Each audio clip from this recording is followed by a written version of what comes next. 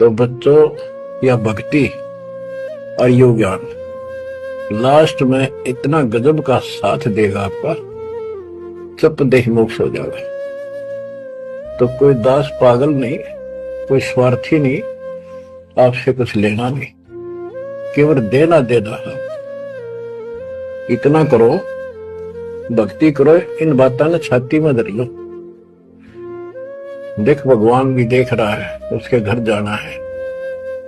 तो बच्चों, पहचान लो उस परम पिता को और पहचान लो अपने गुरुदेव को।